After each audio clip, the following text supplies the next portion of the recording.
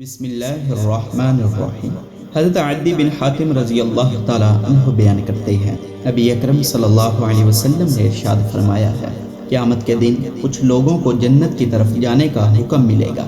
جب وہ جنت کے قریب پہنچیں گے اور اس کی خوشبو محسوس کریں گے، وہاں کے محلات اور کچھ اللہ تعالیٰ نے اہل جنت کے لیے تیار کیا ہے، اس سب کو دیکھیں گے تو حکم ہوگا انہیں جنت کی طرف سے واپس لے جایا جائے، کیونکہ جنت میں ان کا کوئی حصہ نہیں ہے۔ تو وہ لوگ ایسی حسرت کے ساتھ وہاں سے واپس آئیں گے کہ کوئی اس سے پہلے اس طرح کی حسرت کے ساتھ واپس نہیں آیا ہوگا۔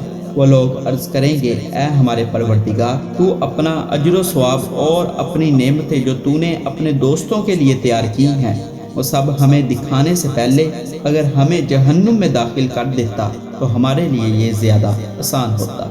تو اللہ تعالیٰ فرمائے گا، میں یہی چاہتا تھا کہ تمہارے ساتھ اسی طرح کیا جائے۔ تم وہ لوگ ہو کہ جب تم تنہا ہوتے تھے تو کبیرہ گناہوں کے ارتکاب کے ذریعے میری نافرمانی کرتے تھے، اور جب تم لوگوں سے ملا کرتے تھے تو نیکوکار بن جایا کرتے تھے۔ تم اپنے دل سے میرے فرما بردار نہیں تھے، لیکن لوگوں کے سامنے ریاکاری سے کام لیتے تھے۔ تمہیں لوگوں کا خوف تھا اور تم مجھ سے نہیں ڈرتے تھے۔ تم لوگوں کو بڑا سمجھتے تھے اور میری تعظیم نہیں کرتے تھے۔ تم نے لوگوں کے لیے بہت کچھ کیا اور میرے لیے کچھ نہیں کیا۔ اللہ تعالیٰ فرمائے گا، آج میں تمہیں اپنے ثواب سے بھی محروم کروں گا اور تمہیں عذاب کی تکلیف میں بھی مبتلا کروں گا۔ حضرت انس بن مالک رضی اللہ تعالیٰ عنہ بیان کرتے ہیں، نبی اکرم صلی اللہ علیہ وسلم نے ارشاد فرمایا ہے، آخری زمانے میں میری امت میں 3 گروہ بن جائیں گے۔ ایک گروہ خالص طور پر اللہ تعالیٰ کی عبادت کرے گا، ایک گروہ ریاکاری کے طور پر اللہ تعالیٰ کی عبادت کرے گا، اور ایک گروہ اللہ تعالیٰ کی عبادت اس لیے کرے گا تاکہ اس کے ذریعے لوگوں سے مال حاصل کرے۔ قیامت کے دن جب اللہ تعالیٰ ان لوگوں کو جمع کرے گا تو جن کا مقصد لوگوں کے اموال حاصل کرنا تھا، اللہ تعالیٰ ان سے فرمائے گا، میری عزت و جلال کی قسم، تم مجھے یہ بتاؤ کہ تم میری عبادت کے ذریعے کیا حاصل کرنا چاہتے تھے؟ تو عرض کرے گا، اے اللہ، تیری عزت و جلال کی قسم، میں لوگوں کا مال حاصل کرنا چاہتا تھا۔ تو اللہ تعالیٰ فرمائے گا، تمہارے پاس جو کچھ ہے وہ تمہارے کسی کام نہیں آئے گا۔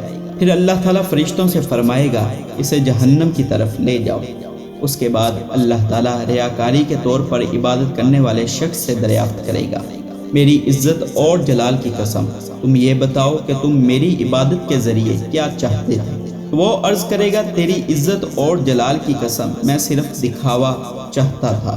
تو اللہ تعالیٰ فرمائے گا، اس میں سے کچھ بھی میری بارگاہ تک نہیں پہنچا ہے۔ پھر اللہ تعالیٰ فرشتوں سے فرمائے گا، تم اسے جہنم کی طرف لے جاؤ اور اسے جہنم میں ڈال دو۔ اس کے بعد اللہ تعالیٰ اخلاص کے ساتھ عبادت کرنے والے شخص سے فرمائے گا، میری عزت اور جلال کی قسم، تم یہ بتاؤ کہ تم میری عبادت کے ذریعے کیا چاہتے تھے؟ تو وہ عرض کرے گا، اے میرے مالک، تم مجھ سے زیادہ بہتر جانتا ہے اس بارے میں جو میری نیت تھی۔ میں نے اس کے ذریعے تیرے ذکر، تیری رضامندی کے حصول کا ارادہ کیا تھا۔ اللہ تعالیٰ فرمائے گا، میرے بندے نے سچ کہا ہے۔ پھر اللہ تعالیٰ فرشتوں سے فرمائے گا، تم اسے جنت کی طرف لے جاؤ۔